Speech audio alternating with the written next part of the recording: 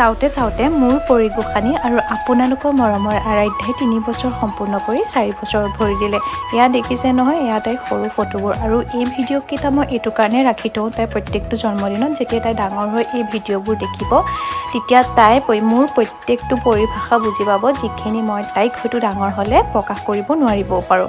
সেইটো কাৰণে প্ৰত্যেকটো জন্মদিনৰ ভিডিঅ'ই মই এনেকৈ ৰাখি থ'ব বিচাৰোঁ। প্ৰতিখন ফটো মই কালেক্ট কৰোঁ, যাতে তাই আগলৈ দেখিও ভাল পায় আৰু কথাবোৰ শুনিও ভাল পায় আৰু মোক বিশেষকৈ বুজি পায়। যিহেতু মই তাইক বেছি সময় দিব নোৱাৰোঁ, 6 মাহৰ পৰাই তাইক মই এৰি স্কুল কৰিছোঁ আৰু 6 মাহৰ পৰাই তাইৰ জীৱনটোৰ লগত বহুত বেছি কম্প্ৰমাইজ কৰি ডাঙৰ হৈছে।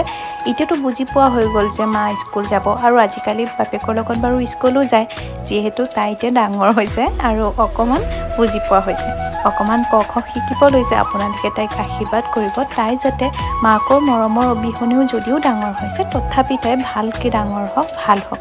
আৰু কি জানেনে, এয়া তাইৰ জন্মৰ পৰা আপোনালোকক মই আগতেও কৈছোঁ, বহুত বেছি সুখ অনুভৱ কৰোঁ। জীৱনত ইমান কষ্ট পাইছিলোঁ, মাৰ অবিহনে মই নিজে ডাঙৰ হৈছোঁ, আৰু এতিয়াও মই তাইক হয়তো এগৰাকী প্ৰকৃত মায়ে যিমানখিনি সময় দিব লাগে, মই সিমানখিনি সময় তাইক মই দিব নোৱাৰোঁ। তথাপিও তাই সুখী, আৰু তাইৰ মুখখন দেখি মই সুখী। আপোনালোকে তাইক আশীৰ্বাদ দিব, মৰম দিব, যাতে তাই ভাল মানুহ হয়। আগৰ দৰে মই তাইক ছ'চিয়েল মিডিয়া ব্যৱহাৰৰ পৰা অকণমান দূৰত ৰাখিছোঁ, কিয়নো সদায় এনেকুৱা বস্তুবোৰ ভাল নালাগে। তথাপি মই আগলৈ আকৌ চেষ্টা কৰিম তাইক আগুৱাই লৈ যাবলৈ। আশীৰ্বাদ দিব।